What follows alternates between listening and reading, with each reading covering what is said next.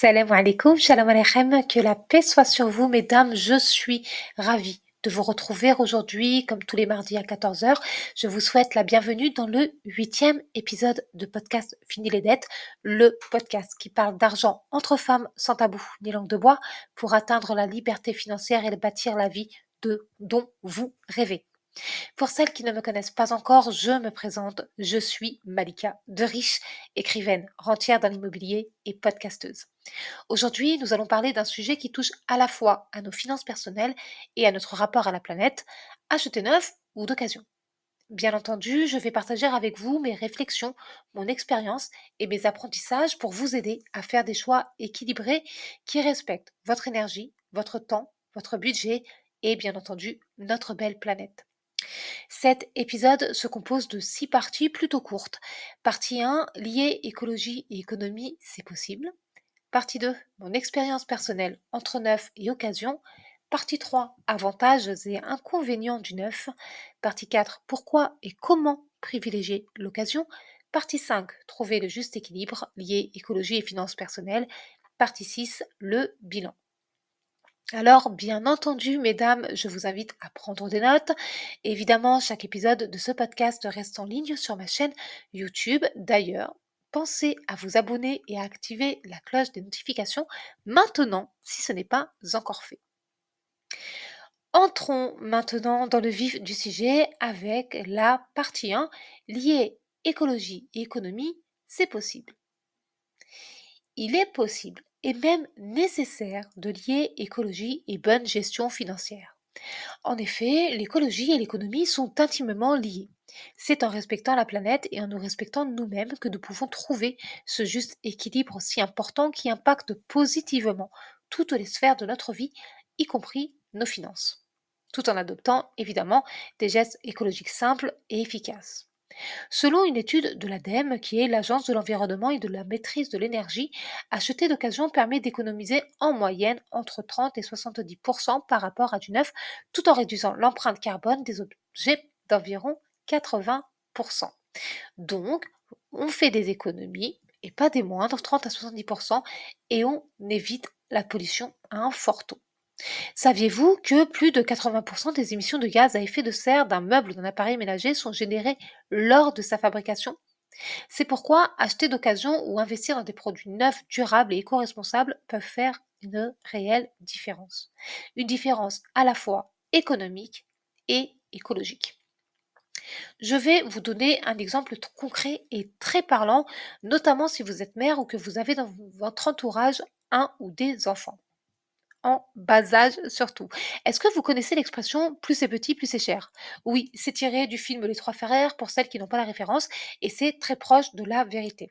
Lorsqu'un nouveau-né entre dans notre vie, c'est un peu comme si on perdait tout sens commun. Je m'explique. Personnellement, et c'était peut-être aussi votre cas, et c'est peut-être aussi encore votre cas, et je me suis vue dernièrement faire la même chose, avant de devenir mère, j'hallucinais sur le prix des vêtements pour bébé, des couches, lingettes, chaussons, etc. Je me disais, non mais ça va pas la tête, non mais ça va pas. C'est minuscule, ce sont des mini bouts de tissu et ça coûte autant d'argent. Concernant les couches, je voulais qu'on vienne m'expliquer pourquoi est-ce que je vais payer pour un truc qu'on jette dans les 3 heures. Mais en devenant mère pour la première fois et même en devenant tante, les choses ont changé. Parce que je voulais le meilleur pour mon enfant. Et dans ma tête, le meilleur, c'était du neuf. Donc, je pense dépenser plusieurs centaines d'euros tous les mois dans des vêtements qu'elle ne portait que quelques mois et des jouets avec lesquels elle ne jouait même pas. Je vais vous faire une confidence.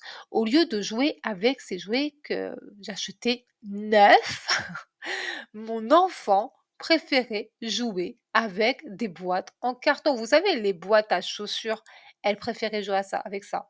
Donc, j'avais trouvé une solution écologique et économique. Je lui ai emballé des boîtes avec du papier chiffonné dedans et elle s'amusait à les déballer et à découvrir le fameux trésor de papier chiffonné dedans. Voilà, c'était presque gratuit. Ça m'a permis d'en tirer une belle leçon. Alors, je ne sais pas si l'épuisement dû à la maternité et la solitude ont joué un rôle dans mon raisonnement, peut-être. Mais je me fais cette remarque parce que lorsque j'ai eu mes deuxième et troisième enfants, j'ai raisonné vraiment différemment. Avec mon premier enfant, je voulais prouver que j'étais une bonne mère, que je savais bien faire. J'avais peur qu'on dise du mal de nous deux. Heureusement, au détour qu'une conversation pardon, totalement stérile, j'ai compris que ça ne servait à rien. Je me suis totalement concentrée sur ma fille et moi et j'en avais plus rien à faire du qu'en dira-t-on.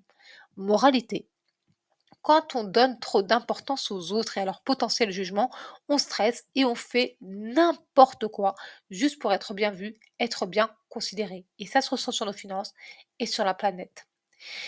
Fin de ma petite aparté, fin de ma petite anecdote. J'espère qu'elle a pour vous été parlante. Dites-moi en commentaire si ça vous a parlé, ce premier exemple de je fais n'importe quoi avec mon argent parce que je veux que les gens m'aiment, je veux être bien vue et bien considérée.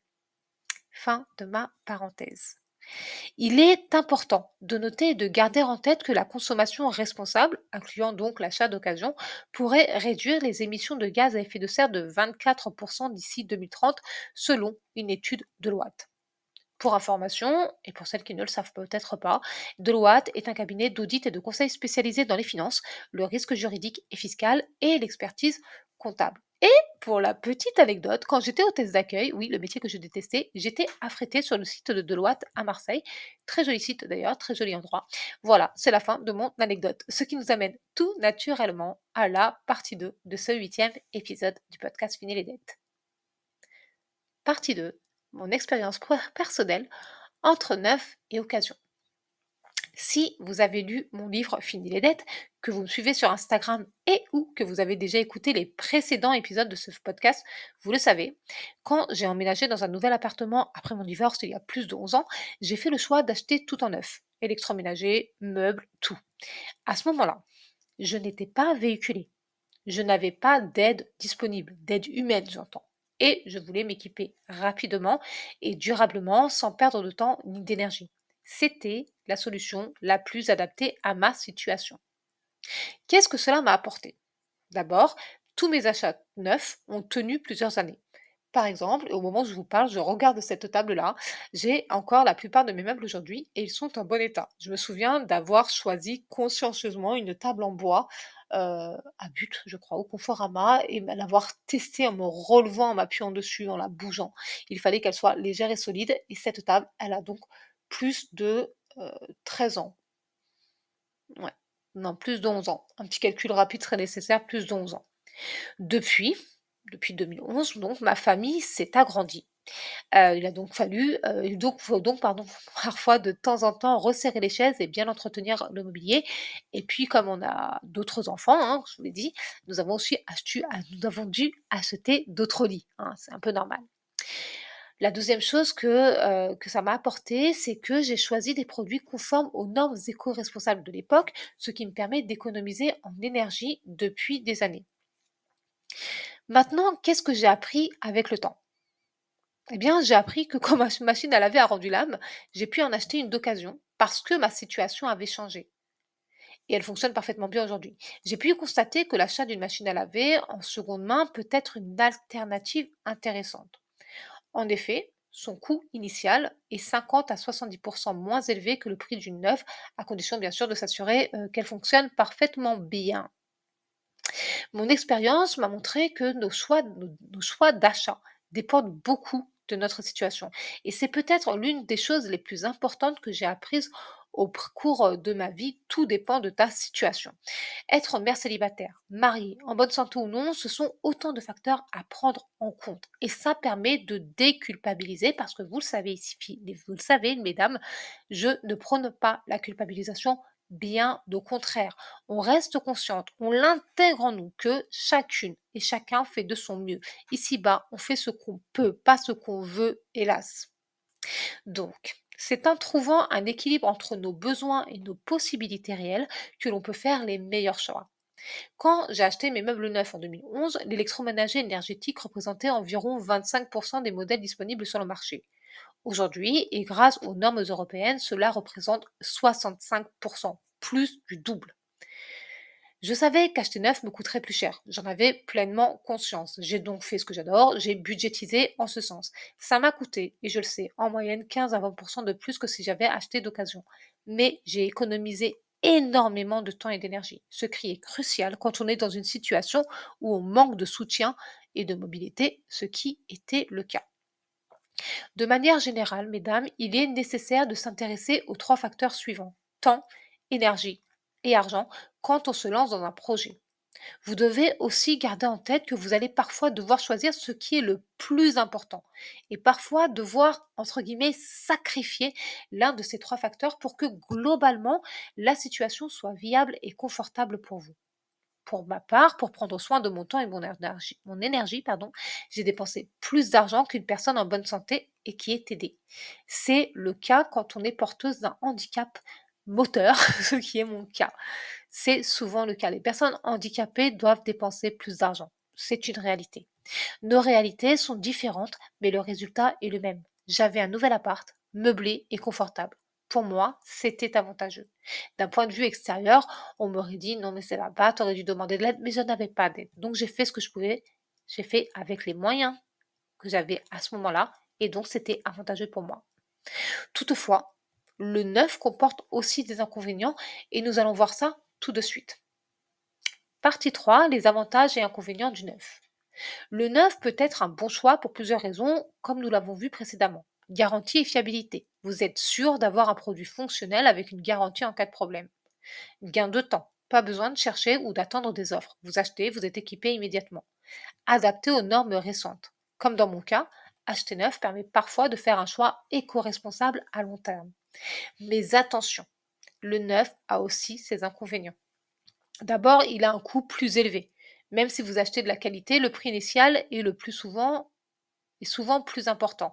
On l'a vu plus haut, en moyenne de 15 à 25%, pardon, parfois plus.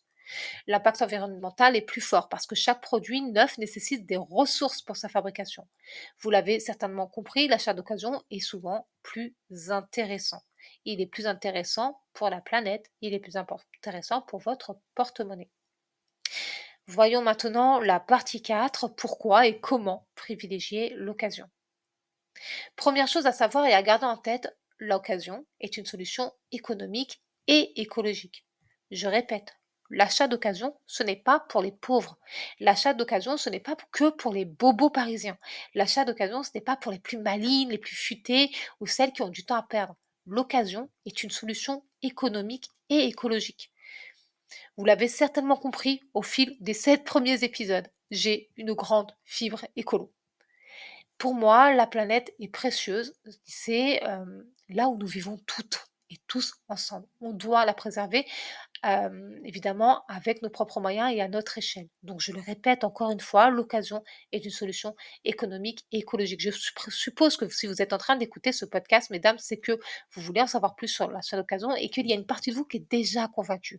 Mais si un jour vous tombez, ce qui me paraît dingue en 2025, sur un ou des détracteurs ou des détractrices, c'est pas facile à dire, eh bien, dites-leur la vérité, l'occasion est une solution économique et écologique. En effet, en achetant de la seconde main, vous réduisez vos dépenses. Un produit d'occasion coûte souvent 50% moins cher ou même plus. Voilà un autre exemple, l'achat d'une voiture. Et là, c'est une expérience encore personnelle. Lorsque j'ai cherché une voiture, je savais que j'allais l'acheter de seconde main, pour des raisons écologiques évidentes avant tout, et parce que je ne me vois pas dépenser plusieurs dizaines de milliers d'euros dans quelque chose qui est voué à la casse un jour ou l'autre. D'ailleurs, je ne sais pas si vous avez remarqué, mesdames, mais souvent, le prix d'une voiture, c'est le prix d'un appart. Personnellement, mon choix est vite fait. J'adore l'immobilier, j'aime aussi énormément conduire et la voiture, c'est un peu mes jambes, mais je préfère mettre plus de 30 000 € ou plus dans l'achat d'un appart, d'un bien immobilier.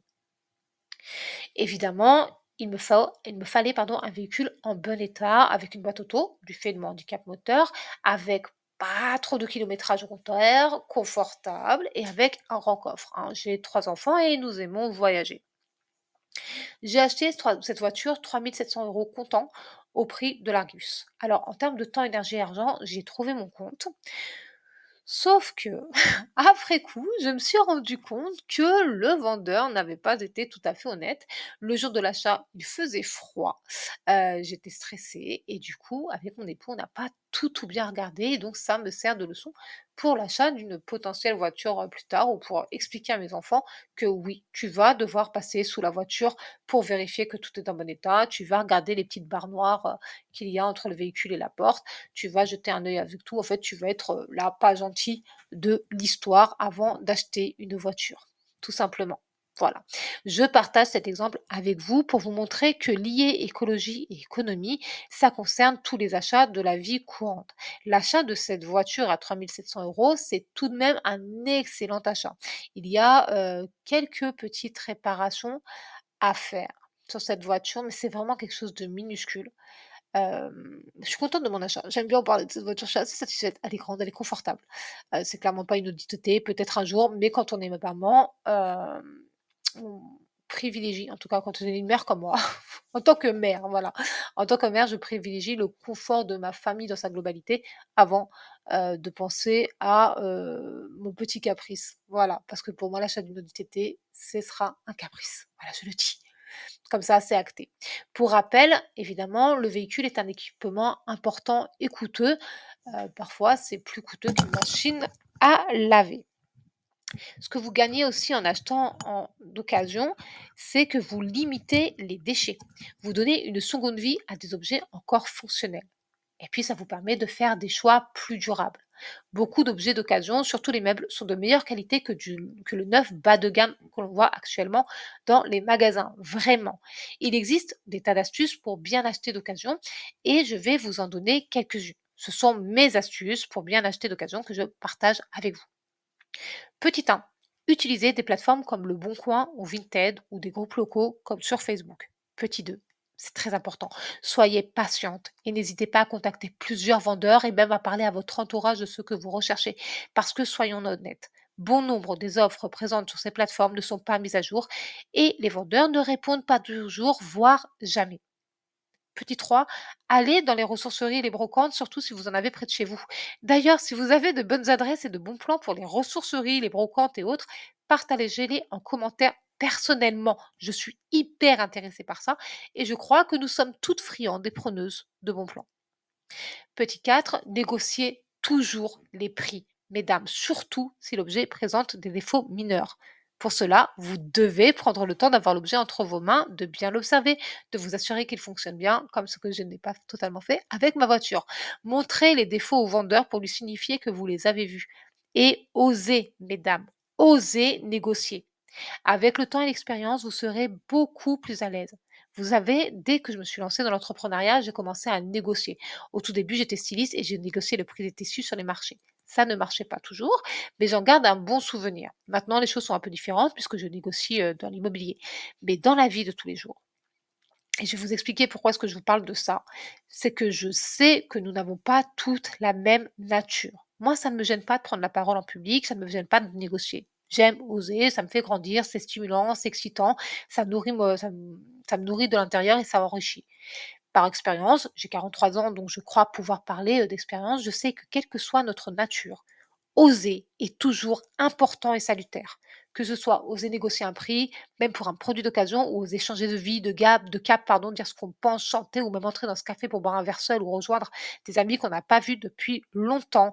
Mesdames, osez, parce que oser, c'est la vie. Et c'est ce qui permet de trouver le juste équilibre. Ce qui nous amène encore tout à fait naturellement à la partie 5, trouver le juste équilibre lié écologie et finances personnelles. Pour moi, tout est une question de respect. Respecter la planète, respecter son budget, mais aussi respecter son énergie et ses besoins. Et je crois que si vous écoutez régulièrement ce podcast, nous sommes déjà au 8e épisode, c'est assez dingue, c'est que vous aussi, vous pensez. Vous pensez la même chose que moi. Parfois, acheter neuf est la meilleure solution pour notre situation. D'autres fois, l'occasion permet d'économiser et de réduire notre impact écologique. L'essentiel est de ne pas se mettre dans une situation de stress ou de regret. C'est ce juste équilibre qui se ressent dans toutes les sphères de notre vie. Quand on est aligné avec ses valeurs, cela se reflète aussi dans nos finances. Voici un conseil clé. Évaluez votre situation actuelle. C'est important. Avant tout achat, demandez-vous. Petit 1, est-ce que cela respecte mon budget? Bien entendu, cela signifie que vous avez un budget de départ et que ce budget de départ ne vous met pas dans l'embarras financier, ne vous met pas dans un porte-à-faux. Petit 2, est-ce que cela respecte mes valeurs? Petit 3, quelles sont mes options pour prendre soin de mon temps, de mon énergie et de mon argent? Parce que oui, mesdames, prendre soin de votre argent doit être une constante. Il est temps de passer au bilan de cet épisode. Partie 6, bilan. Vous l'avez compris, mesdames, rien n'est binaire. Le choix entre neuf occasions n'est jamais tout blanc ou tout noir. Il dépend de vos priorités, de vos moyens et de votre situation personnelle du moment. Ce qui compte, c'est de faire un choix éclairé qui respecte vos finances, vos valeurs et votre bien-être. Rappelez-vous que chaque petit pas compte, que ce soit pour votre portefeuille ou pour la planète. L'épisode numéro 8 touche à sa fin. J'ai adoré l'enregistrer, j'ai adoré le rédiger, j'ai adoré l'enregistrer. J'espère que vous aussi, vous avez pris beaucoup de plaisir à l'écouter. Je vous remercie sincèrement de l'avoir écouté. Je vous remercie d'être présente et je vous souhaite encore la bienvenue aux nouvelles. D'ailleurs, si vous avez aimé cet épisode, qu'il vous a aidé et ou inspiré, pensez à le partager à au moins une femme de votre entourage. Je suis certaine qu'elle vous remerciera et moi aussi. Pensez aussi à laisser un commentaire et surtout abonnez-vous si ce n'est pas encore fait pour ne plus jamais rater aucun épisode du podcast Fini les dettes. Chaque geste compte pour m'aider à faire grandir ce podcast et toucher encore plus de femmes. C'est très très très très très important. La semaine prochaine, mesdames, nous apporterons un sujet qui va très certainement vous intéresser.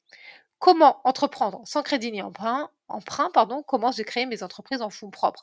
Moi, c'était vraiment un sujet qui me turlupinait avant que je me lance. Comment entreprendre sans crédit ni emprunt, sans se faire financer avec le fameux 110%.